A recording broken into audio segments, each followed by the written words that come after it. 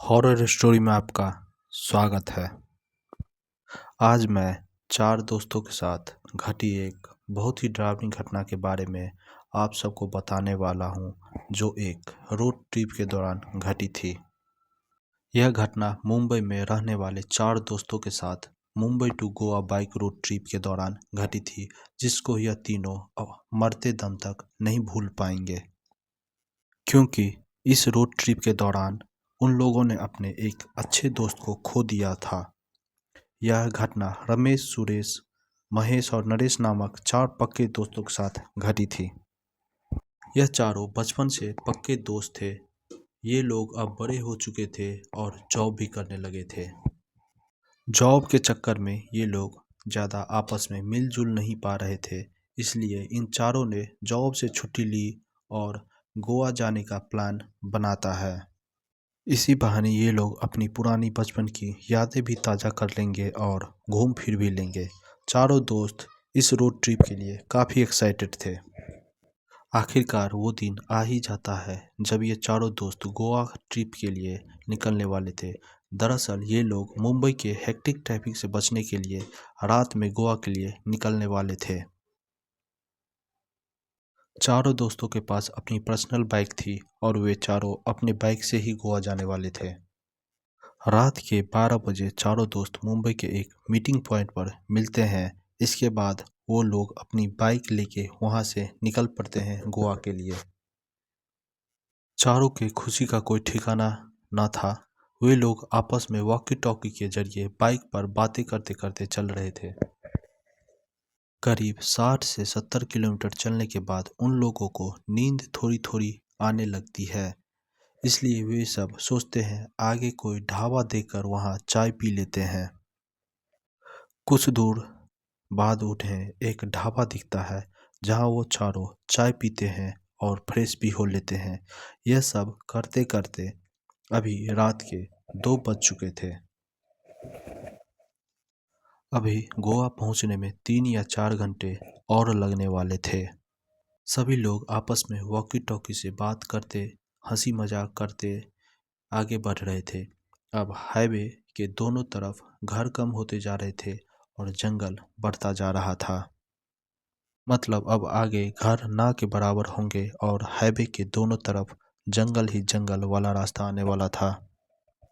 थोड़ी देर आगे बढ़ने पर पूरी तरह से जंगल वाला रास्ता आ जाता है। रात के लगभग 3 बजने वाले थे और अब इन सबको थोड़ी थोड़ी नींद परेशान करने लगी थी। इसलिए ये लोग आगे चलकर यह सोचते हैं कहीं कोई चाय की टपरी मिल जाए तो चाय पी लेंगे और थोड़ा सा स्ट्रेचिंग भी कर लेंगे। बाइक पर बैठे बैठे बॉडी में थोड़ा बहुत पेन होने लगा था सबको। कुछ दूर आगे चलने पर एक चाय की टपरी उन लोगों को दिखाई देती है। सब लोग खुश हो जाते हैं, बोलते हैं यहाँ पहले चाय पी लेते हैं, उसके बाद स्ट्रेचिंग करके वापस गोवा के लिए निकल लेंगे। चारों दोस्त उस चाय की टपरी के पास अपनी बाइक खड़ी करते हैं। चाय के टपरी वाले अंकल को 4 चाय बोलते हैं और बेंच पर बैठ जाते हैं। अंकल जी भी चाय बनाने लगते हैं। चारों लोग आपस में बात करने लगते हैं। रमेश चाय वाले अंकल से पूछता है गोवा यहाँ से कितनी दूर है, लेकिन चाय वाले अंकल उसके बात का कोई जवाब नहीं देते हैं और चाय बनाते ही रहते हैं और अजीब से नज़रों से रमेश की ओर देखते हैं। रमेश यह देखकर थोड़ा घबरा जाता है। इसके बाद रमेश वहाँ से उठकर टॉयलेट करने के लिए चला जाता है।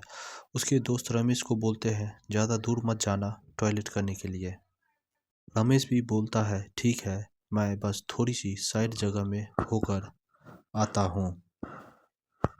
इसके बाद तीनों आपस में बात करने लगता है और अंकल को बोलता है चाय जल्दी बनाओ। रमेश आगे बढ़ते बढ़ते एक बहुत बड़े पेड़ के नीचे जाकर टॉयलेट करने लगता है।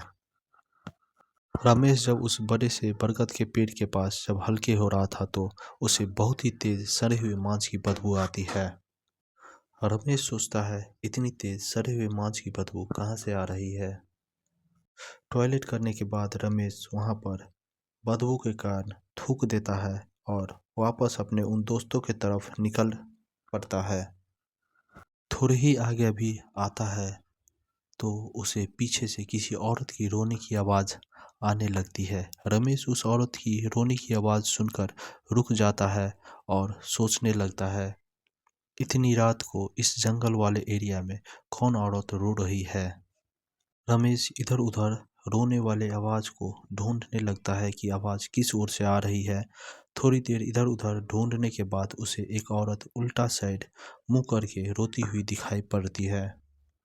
रमेश धीरे धीरे उस औरत की ओर बढ़ने लगता है। उसे डर भी लग रहा था, लेकिन इसके बाद भी वो उस औरत की ओर लगातार बढ़ते जा रहा था।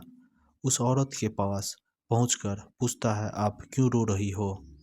वो औरत रमेश के बात का कोई जवाब नहीं देती है। रमेश उस औरत से फिर पूछता है, आप इस जंगल में बैठकर क्यों रो रही हो। वो रमेश उसे दूसरी बार टोकता है तो वो औरत रमेश की ओर मुड़ती है। रमेश जब उस औरत का चेहरा देखता है तो रमेश के पैरों के नीचे से जमीन खिसक जाती है। दरअसल वो कोई औरत थी ही नहीं, लेकिन जब तक यह बात रमेश को समझ आती तब तक बहुत देर हो चुकी थी और रमेश उस भूतनी को देखकर वहीं बेहोश हो गया था। इधर बाकी तीनों दोस्त एक एक कप चाय पी लिया है और वेट कर रहा है कि रमेश आएगा तो एक और कप चाय पिएंगे और वापस गोवा के लिए निकल देंगे। जब काफ़ी टाइम हो जाता है तो उसके तीनों दोस्त उस तरफ रमेश को ढूंढने के लिए निकल जाते हैं। जब वे लोग रमेश तक पहुंचते हैं तो उसे बेसुध हालत में ज़मीन पर पड़ा हुआ मिलता है। वे लोग दौड़कर उसके पास जाते हैं और उसको उठाने की कोशिश करते हैं, लेकिन तब तक बहुत देर हो चुकी थी। वो अब इस दुनिया में नहीं था। तभी तक वो चाय वाला अंकल भी आ जाता है और वही बताते हैं उस भूतिया औरत के बारे में। लेकिन अब इस सब बातों का क्या फ़ायदा, उन तीनों ने अपना एक बहुत अच्छा दोस्त खो दिया था। अगर आपके साथ भी किसी तरह का पैरानॉर्मल घटना घटी है या आप उस बारे में जानते हैं तो आप मेरे इंस्टाग्राम पर लिख कर भेज सकते हैं। धन्यवाद।